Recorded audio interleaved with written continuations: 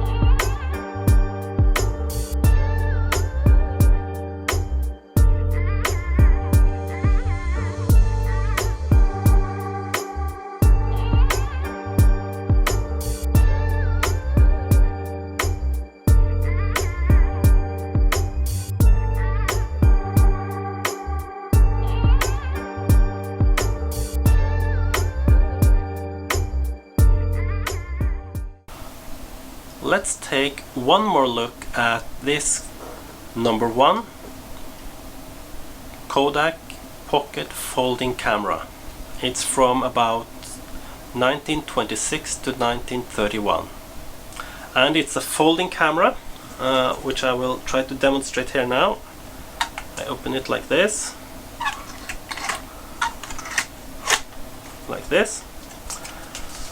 There is no way to focus. It's a fixed focus camera. It has this bright finder that I can use to compose my pictures. I have 4 settings on my camera. It has 1/50th of a second, 1/25th of a second. It has bulb setting and it has timed setting. That's all. And you have f-stops. You can choose from f8 till f64, and I see there's a one beyond that, but I don't think that's so interesting. And it's definitely sharper pictures than you get from a pinhole camera. it almost always looks sharp. If you just put it on a tripod, because the shutter speeds are a little bit slow, 1/25th of a second on this requires a tripod, and I would recommend it also on 1/50th of a second. The pictures with the lens, as I told you, are very beautiful. They have a magic look. I'll enjoy using this camera. It's easy to use, but you have to put it away between pictures, because I have seen traces of light leaks, and it has a tendency of making fat rolls. That means if you open the film to change, use a dark bag or a shaded area, or else you risk getting light leaks on your film.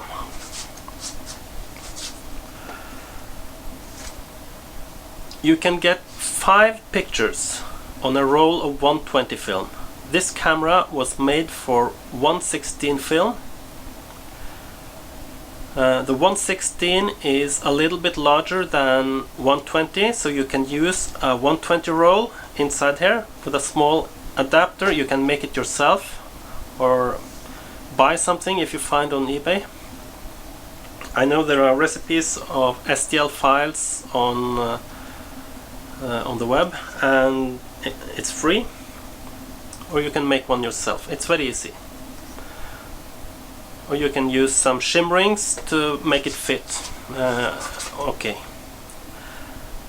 And you use this window, the original window here.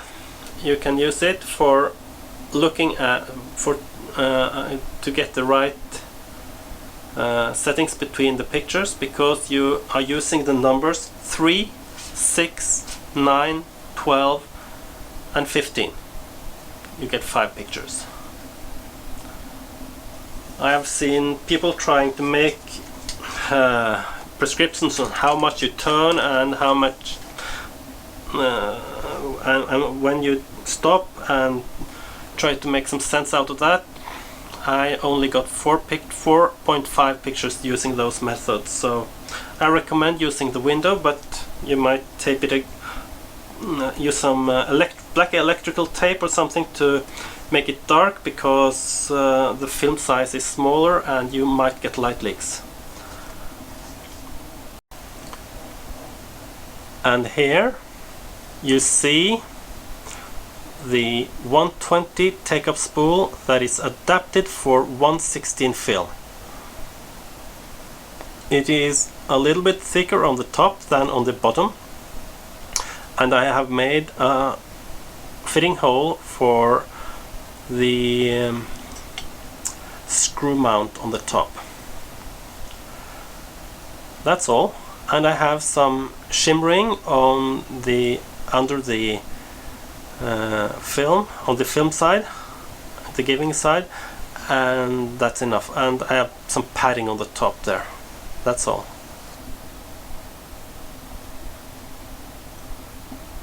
Let's see how we disassemble the camera. You just open the lid lock like this, and you remove the top. Remove the top like this, and you can change the film. You can put it back again, and hopefully lock it. That's all.